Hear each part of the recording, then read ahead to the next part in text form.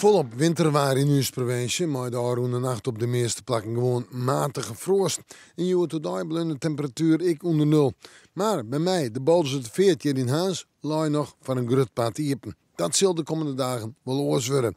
Maar hoe dan ik, het wordt sprokkelen met de ijsgroei. Allereerst maar even de jongen en vannacht. Vannacht flinke opklarings. Temperaturen daar terug tussen de min 5 en min 7 graden. Oké, op plekken nog wat gladens. En de wind, nou, die is matig en die komt uit het maat mooi.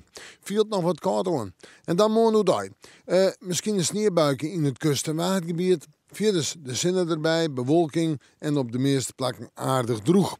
De temperaturen 0 en min 2, steeds maar wat lichte frost. En de wind eerst zwak of matig. Ja, de nacht is er wat meer bewolking, kans op een sneeuwbuikje en daar toch een temperatuur om bij de min 5 of min 6 graden. Op naar de matige frost van de dagen erna.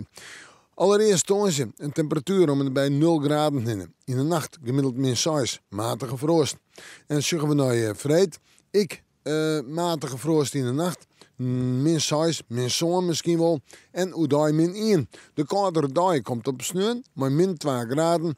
En in de nacht naar Snijnta nog altijd een gemiddeld min 7, misschien wel min 8. En er is deze dagen kans op een enkel sneeuwbuikje. Nou ja, we moeten morgen maar weer even in het winterwaarsje.